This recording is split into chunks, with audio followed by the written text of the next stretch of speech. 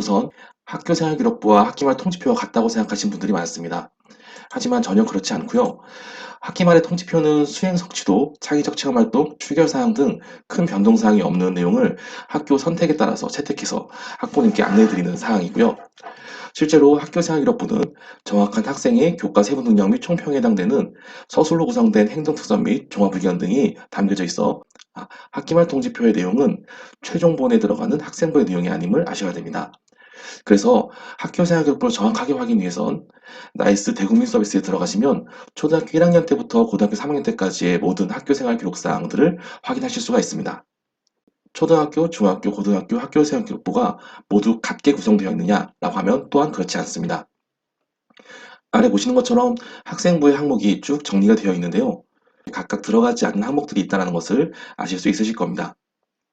그 큰 이유로는 초등학교에서는 성취 수준만 확인하는 정도로 구성됨을 바탕으로 한다면 고등학교에서는 입시 변별력을 보여주기 위해서 수상 경력과 교과 학습 발달 사항의 점수가 좀 더 강조되어 나타난다고 보시면 좋을 것 같습니다.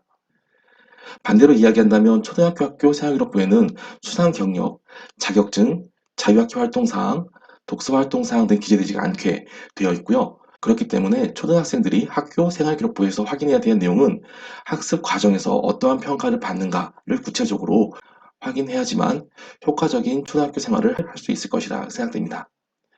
그렇다면 초등학교 학생부는 어디에 활용할까요? 첫 번째로 진로 활동 영역은 상급 학교에 제공되게 되어 있습니다. 여기서 제공이라고 이야기함은 자동봉진, 즉 창의적 체험활동 안에 들어가 있는 진로 활동 사항이 들어가게 되는 것인데요. 거기서 정확한 진로명은 상급 학교로 전달되지 않게 되어 있습니다. 그러나 학생 개인의 맞춤형 진로 설계를 위해서 초등학교 학생기록부에서 상급 학교로 올라갈 수 있음을 확인할 수 있습니다. 두 번째로 영재학교 중학교 1학년, 2학년 지원 시에 제출해야 됩니다. 영재학교는 영재교육진흥법을 받고 있어서 학교에서 인정받은 중학교 1, 2학년들도 지원 가능하게 되어 있는데요. 내용을 보시면 8개 학교에서 중학교 1학년 지원자들은 모두 초등학교 학교 생활기록부를 제출하게 되어 있고요. 중학교 2학년 지원자들은 절반 정도가 초등학교 학교 생활기록부를 제출하게 되어 있습니다. 마지막으로 대학부설 영재원 제출용으로 사용됩니다. 이 세 번째 항목 때문에 저는 대학부설 영재교육원에 지원하는 것을 추천드리는 바인데요. 일반적으로 학생들이 초등학교, 중학교, 고등학교 학생부를 활용하는 모습을 보면 학습 능력을 점검하는 데 활용이 됩니다.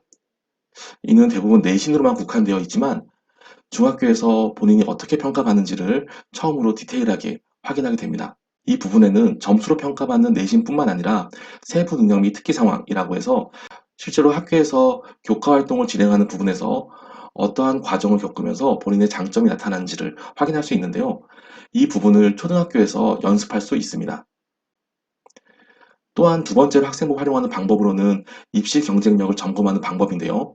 당연히 고등학교에서 실전으로 사용되면서 대입에 적용됩니다. 그런데 고입에서 활용하는 친구들 같은 경우엔 중학교에서 연습을 해보는 좋은 성과를 얻게 됩니다. 그런데 조금 더 빨리 입시에 대한 경쟁력을 확인한다면 바로 초등학교 시대에 연습하는 방법이 있는데요. 이 방법이 대학부설 영재교육원에 대한 준비 시에 해당됩니다.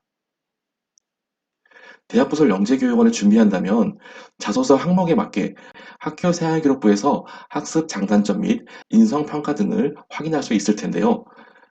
이로 인해서 초등학교 학교 생활기록부를 다시 한번 바라보고 6년 동안의 생활이 그냥 버리는 과정이 아니라 6년 동안 본인이 어떻게 학습해왔는지를 다시 한번 점검하면서 중학교 때 입시에 대한 연습이 아니라 입시 실전을 진행할 수 있고 중학교의 교과평가에 어느 부분을 채울 수 있을지 점검하는 가장 좋은 방법이 될 것입니다. 그렇다면 학습 장단점과 인성평가를 학교 생활기록부 어디서 확인할 수 있을까요? 가장 쉽게 확인할 수 있는 부분이라면 초등학교 학교 생활기록부에선 여러 가지 항목 중에서 교과학습 발달 사항에서는 학습 장단점을, 행동 특성 및 조감 의견에서는 인성 평가 항목을 확인하실 수 있으실 것입니다. 내용에 대한 분석이 정말 어렵다면 저에게 문의하셔서 컨설팅도 가능하시고요. 또한 좋은 방법이라면 해당 학년의 선생님을 찾아뵙고 다시 한번 그 문장의 의미를 확인하고 상담하는 방법이 가장 좋을 것이라 생각됩니다. 학교 생활기록부를 바탕으로 학습 장단점 및 인성 평가를 찾는 과정을 꼭 겪어보시기 바랍니다. 감사합니다.